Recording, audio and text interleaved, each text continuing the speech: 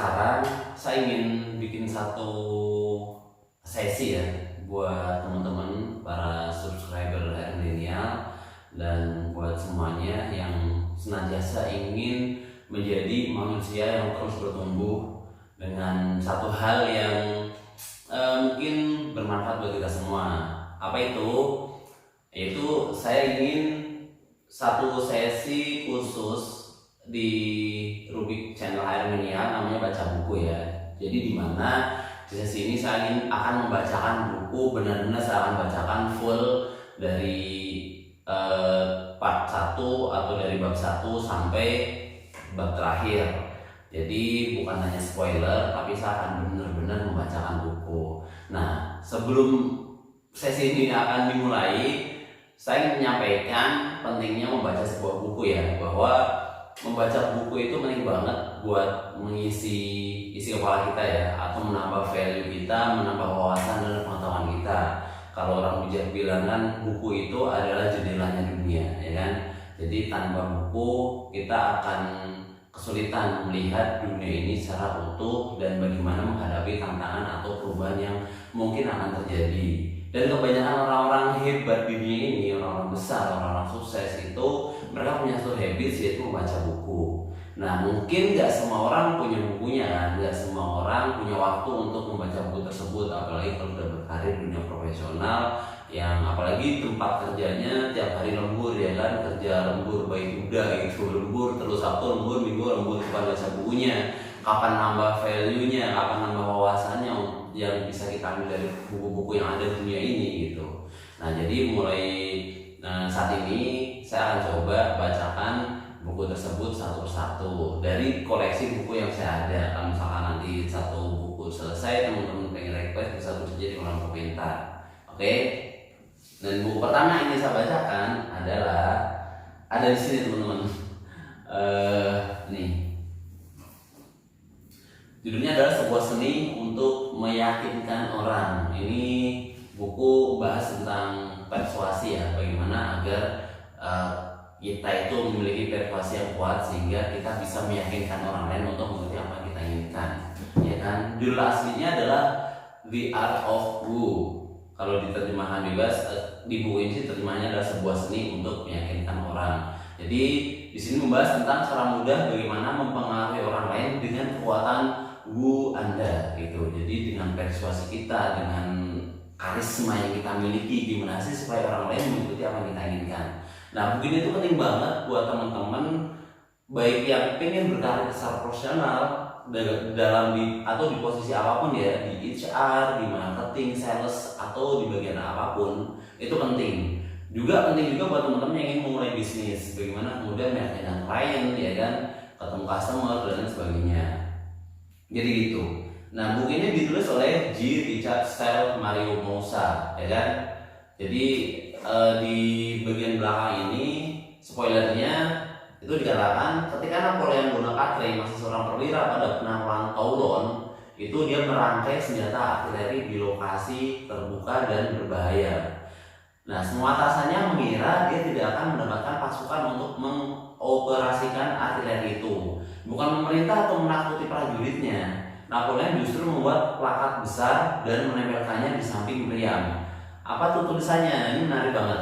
Senjata untuk orang tanpa rasa takut. Jadi di meriam itu dituliskan atau ditulis sama si Napoleon Bonaparte ya, senjata itu bukan senjata ini untuk orang yang tidak memiliki rasa takut. Nah, posisi itu pun dijaga prajurit siang dan malam. Jadi Napoleon ini menarik ya, dia nggak menyuruh prajuritnya, nggak menyuruh orang lain untuk menjaga tadi senjata tersebut atau artileri tersebut. Tapi dia harus bisa membuat orang itu mau melakukan penjagaan terhadap artilerinya gitu, karena tempatnya terbuka dan sangat berbahaya.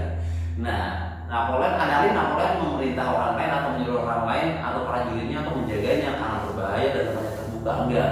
Tapi dia cuma menuliskan artileri atau senjata ini hanya untuk orang-orang yang tidak memiliki rasa takut. Nah, secara emosional, seorang tentara, seorang prajurit, bahkan orang umum aja tuh akan naik ya kan semangatnya gitu, bahwa siapa yang takut gitu.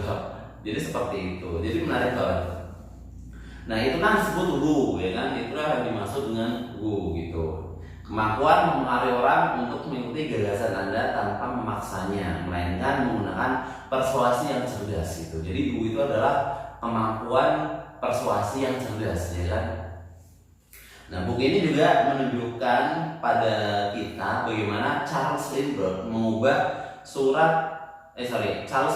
mengubah dirinya dalam waktu singkat dari seorang pilot pengantar surat menjadi selebriti internasional, atau bagaimana Nelson Mandela menggunakan buku untuk mengambil hati para penjaga-penjara yang brutal dan menciptakan kembali sebuah bangsa. Buku ini menjelaskan pula bagaimana para pemimpin bisnis menggunakan buku setiap hari untuk mencapai sasaran mereka. Tak peduli ada introvert atau extrovert, ya kan, kompetitif atau kolaboratif, dari kalangan intelektual atau praktisi, Anda akan menemukan bahwa Wu dapat menguatkan keterampilan persuasi Anda dalam setiap aspek kehidupan. Anda mungkin membutuhkan The Art of War-nya Sun Tzu untuk mengalahkan musuh, tetapi jika Anda memilih untuk memenangkan hatinya, maka bacalah buku ini. Kata buku ini ya, inilah rahasia sukses yang sangat menakjubkan. Jadi karya Dale Carnegie, How to Win Friends and Influence People, hingga kini telah menjadi standar rujukan. Tetapi buku ini jelas lebih ringan, lebih cerdas, dan tentu saja lebih relevan di masa kini ketimbang buku tua Carnegie yang ditulis lebih dari 70 tahun silam. Ini menurut Library Journal. Jadi buku ini memang menarik banget teman-teman. Saya udah baca ya, isinya tuh keren banget. Jadi mungkin buat teman-teman yang butuh ilmunya, ya kan, nggak sempat beli atau nggak punya duit buat beli, atau bisa aja beli tapi nggak ada waktu buat baca, ya kan, atau kita buka bukunya satu lembar, kita baca satu lembar udah lupa 7 halaman gitu, langsung tidur gitu, ya kan. Jadi ya itu biasa ya. Artinya di sini adalah kita akan mulai dengan membaca buku, dan saya akan bacakan, teman-teman bisa menyimak, bisa sambil rebahan, tiduran, atau sambil pakai headset, nyantai. Itu teman-teman juga akan menemukan apa yang ada di dalam buku ini. Nah, di halaman depan ini ada kutipan dari Lee Iacocca. Itu Anda mungkin punya gagasan brilian, tetapi jika Anda tak bisa menyampaikannya dengan meyakinkan, maka gagasan itu tak akan membawa Anda kemanapun. Jadi kuncinya atau poin penting dari buku ini adalah hal tersebut, ya kan, tentang persuasi, tentang bagaimana membuat orang itu bisa yakin dengan gagasan atau ide Anda, atau untuk mengikuti apa yang Anda inginkan. Dan jujur saya belum mempraktekkan buku ini di dalam dunia karir saya di HR maupun ketika melamar kerja, itu saya belum mempraktekkan, dan ternyata hasilnya powerful banget. Oke, selamat menyimak ya teman-teman.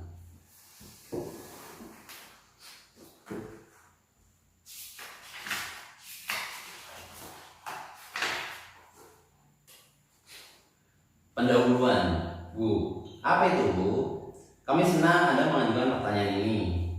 Dalam buku mereka yang terkenal, Now Discover Your Strengths, Marcus Buckingham dan Donald Clifton memperkenalkan kepada kita bahwa Bu adalah suatu bakat untuk winning other over.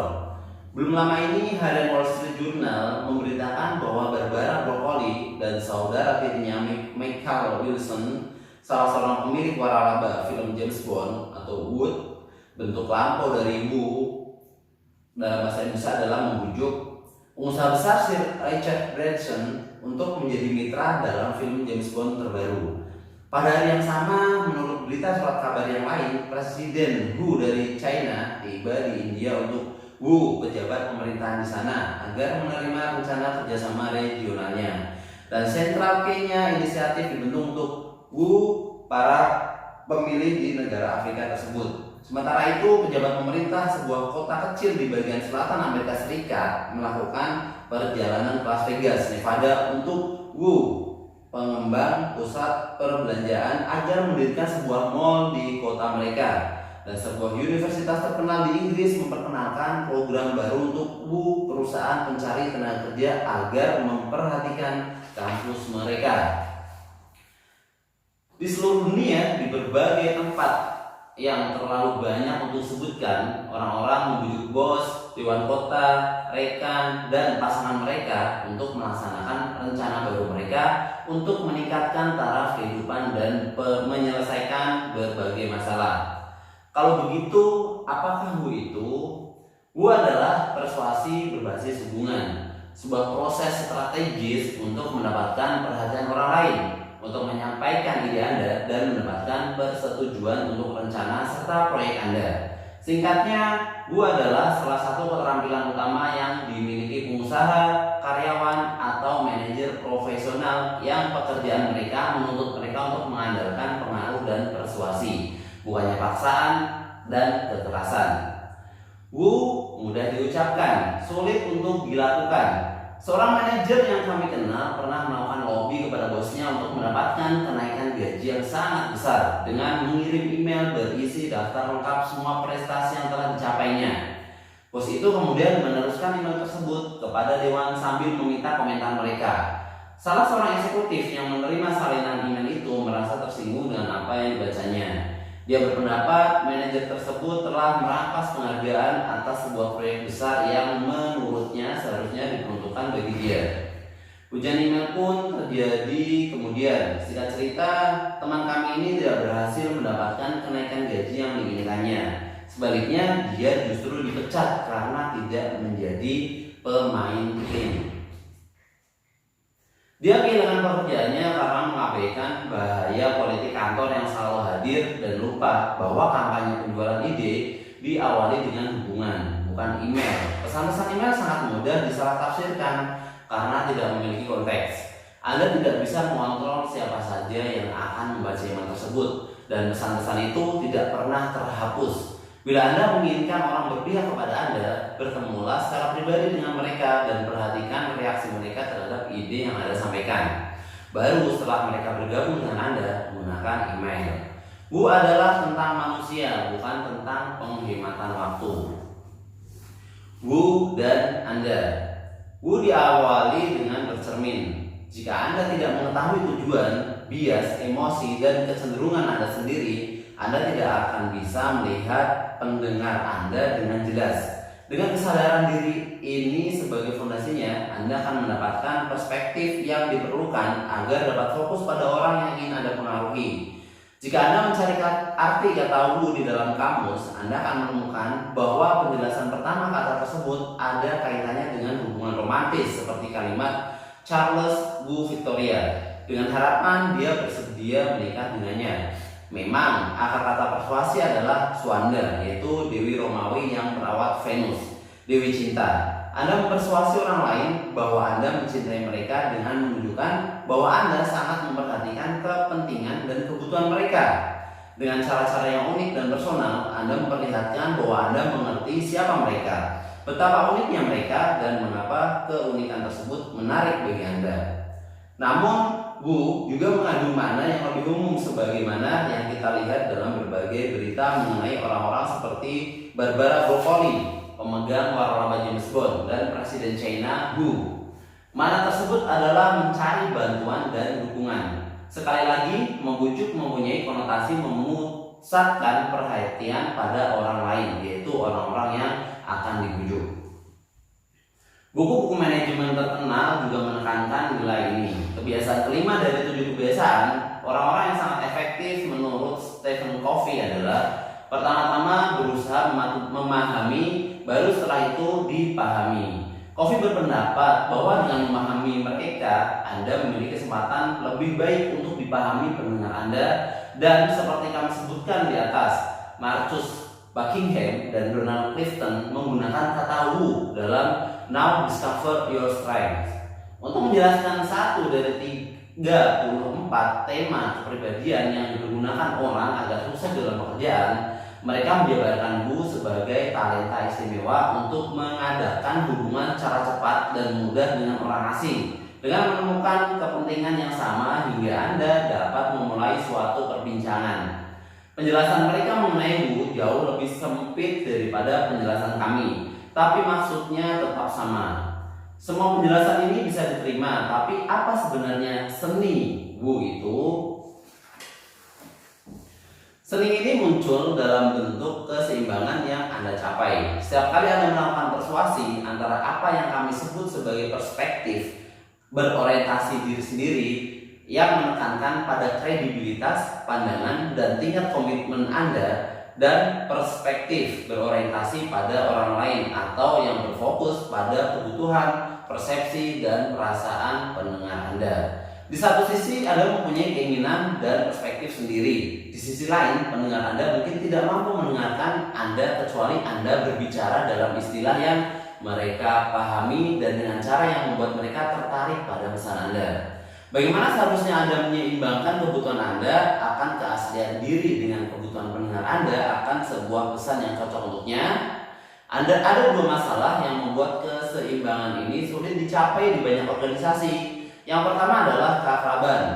Seringkali manusia memiliki pengetahuan pribadi tentang dan kadang-kadang kebencian terhadap orang-orang yang bekerja sama dengan mereka.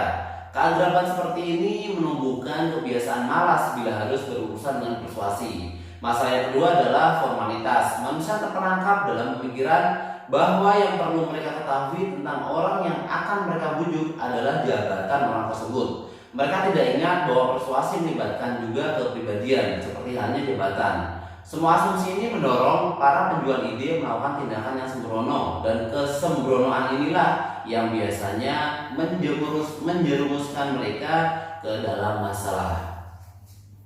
Dengan Anda menyambut setiap kesempatan untuk melakukan persuasi sebagai suatu peristiwa baru. Meskipun terjadi dengan orang yang telah ratusan kali Anda temui, Anda datang dengan sebuah rencana, lalu melakukan improvisasi dan penyesuaian dengan situasi ketika Anda melakukan persuasi. Tindakan tersebut membutuhkan seni. Bagaimana awalnya? Buku ini muncul dari pengalaman kami mengajarkan negosiasi kepada eksekutif organisasi bisnis dan nirlaba. Richard adalah seorang profesor di sekolah bisnis Wharton dan penulis buku tentang negosiasi berjudul Bargaining for Advantage, Negotiation Strategies for Reasonable People, yang berhasil meraih penghargaan.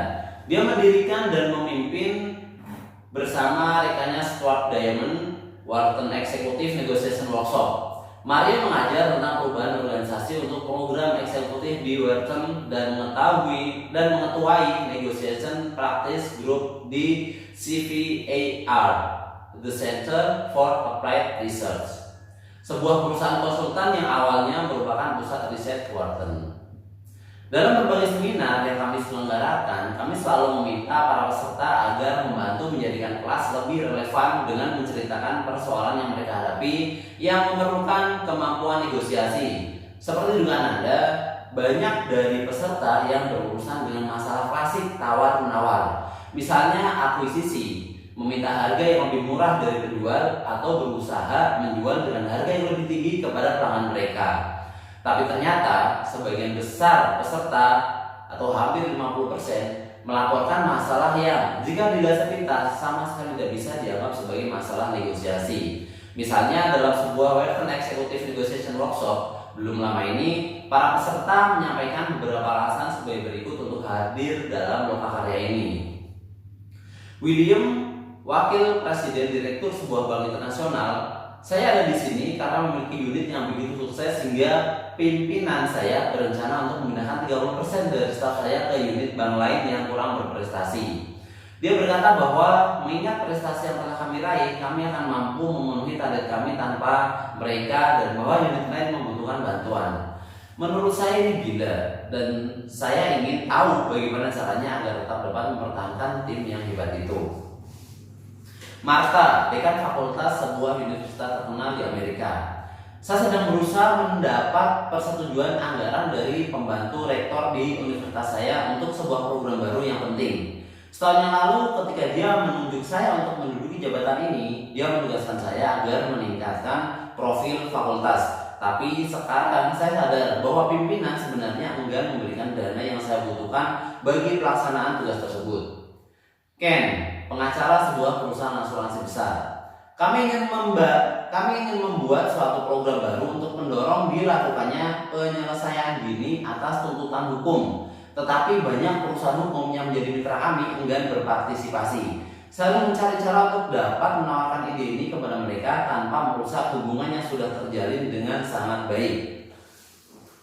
Lokakarya kami menyoroti berbagai masalah seperti itu, termasuk masalah tawar-menawar yang biasa terjadi. Tapi kami menemukan bahwa ternyata bahasa dan taktik negosiasi tidak selalu menjadi cara terbaik untuk melakukan analisis dan membahas persoalan organisasi.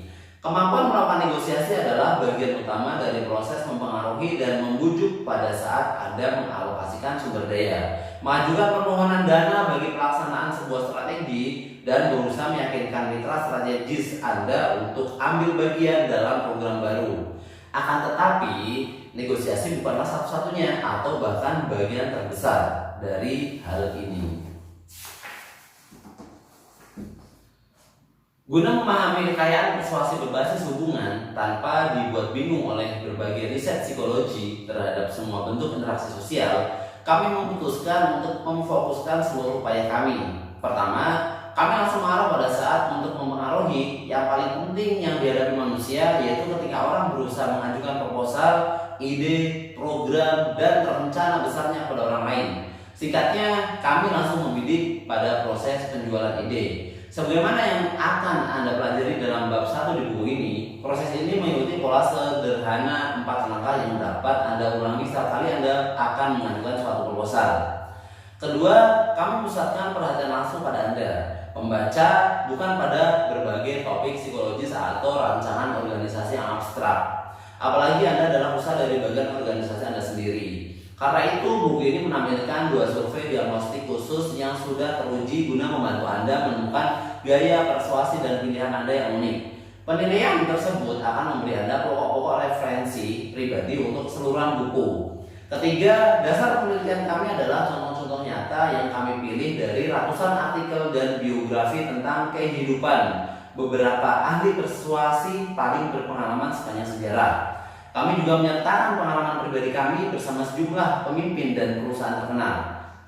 Kisah-kisah ini mengandung arti bahwa Anda akan belajar dari beberapa penjual yang memiliki pemikiran besar, termasuk di antara Abraham Lincoln, Andrew Carnegie, J.P. Morgan, Charles Lindbergh, Franz Perkins, Nelson Mandela, dan Bono.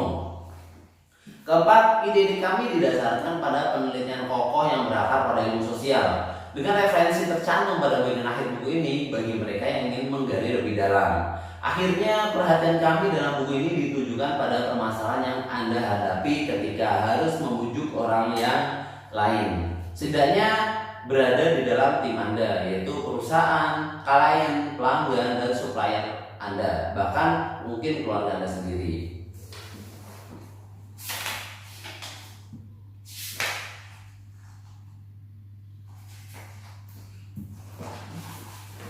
Kemudian, bagaimana buku ini disusun? Buku ini diawali dengan bab 1 yang menjelaskan tujuan kami, apa yang dimaksud dengan memanfaatkan buku untuk menjual sebuah ide. Kami telah membahas bagaimana menjual mobil atau melakukan pemasaran kepada pendengar secara luas.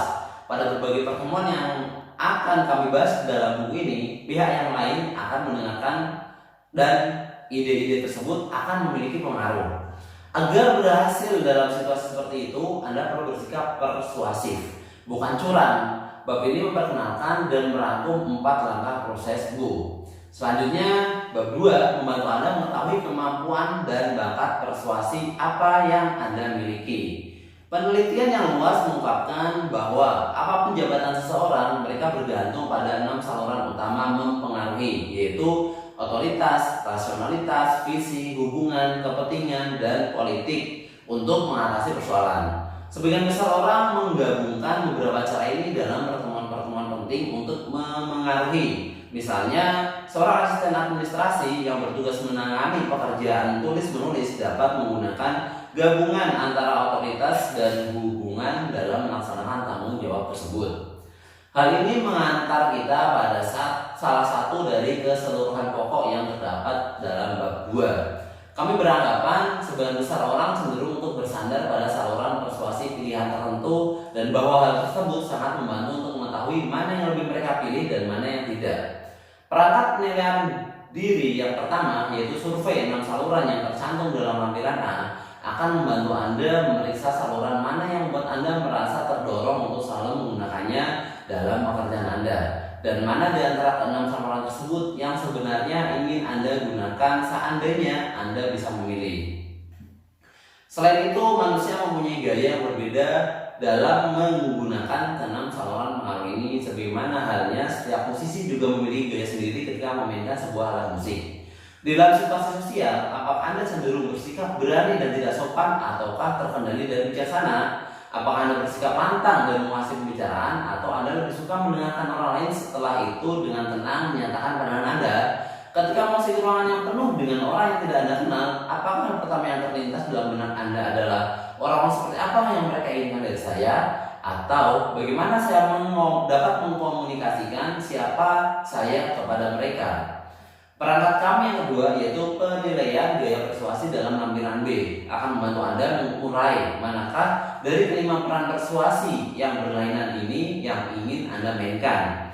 Pengemudi atau sosok yang sangat asertif yang mengutarakan idenya tanpa memedulikan pendengar.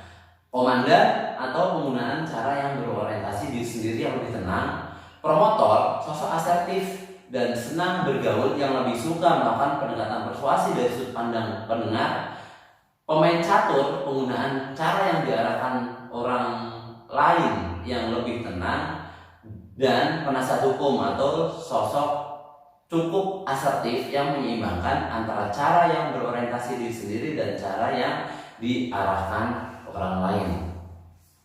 Bab 3-9 menampilkan proses perencanaan sistematis yang lain untuk melakukan Bu. Bab ini mengajukan pertanyaan-pertanyaan penting yang harus Anda perhatikan setiap kali Anda berusaha menjual ide penting. Proses pengambilan keputusan apa yang Anda hadapi dan siapa yang harus menjadi tujuan pertama Anda? Masalah hubungan dan kredibilitas apa yang mungkin Anda jumpai dan bagaimana Anda dapat mengatasinya? Apakah pendengar Anda menginginkan agar Anda menggunakan bahasa tertentu seperti analisis berbasis data atau himbauan yang inspiratif? Nilai dan keyakinan apa yang dibawa oleh pendengar Anda yang dapat mempengaruhi cara mereka mendengarkan penawaran Anda? Apakah kepentingan Anda sejalan atau bertentangan dengan mereka? Bagaimana seharusnya Anda mengatur penawaran Anda agar memberikan pengaruh maksimal dan bukti seperti apakah yang dibutuhkan pihak lain agar mereka terbujuk? Perangkat apa yang dapat membuat proposal Anda benar-benar mengesankan dan efektif? Bagaimana Anda dapat mengatasi politik organisasi untuk menjamin kelangsungan komitmen dan menerjemahkan ide Anda ke dalam tindakan? Ketika Anda menjawab semua pertanyaan-pertanyaan tadi, Anda akan mengetahui rintangan utama persuasi dan menemukan masalah Anda. Bab 10 diakhiri dengan membahas lebih mendalam satu dari tema kami yang paling utama, yaitu peran karakter pribadi dalam persuasi. Sementara Anda membaca buku ini, Anda akan memperhatikan adanya struktur yang mendasar. Wu mewakili gerakan langkah demi langkah dari Anda dan ide Anda menuju pendengar Anda dan kebutuhan mereka. Apabila Anda berhasil, pendengar Anda tidak akan lagi menjadi orang lain dan mulai menjadi rekan persuasi Anda. Hal tersebut karena bila menyangkut masalah hubungan, Anda tidak bisa memaksa siapapun untuk menerima apapun yang Anda katakan. Anda hanya dapat membantu orang untuk membujuk diri mereka sendiri. Sebelum mulai, kami perlu membuat satu sanggahan Wu, bukanlah tentang mengatur strategi tingkat tinggi untuk mengalahkan lawan di dunia yang penuh persaingan. Bila Anda membutuhkan nasihat seperti itu, Anda harus membaca salah satu buku favorit kami, The Art of War, karya Sun Tzu. Namun jika Anda berusaha untuk meyakinkan orang dan bukan mengalahkan mereka, kami sarankan Anda membaca buku The Art of War ini.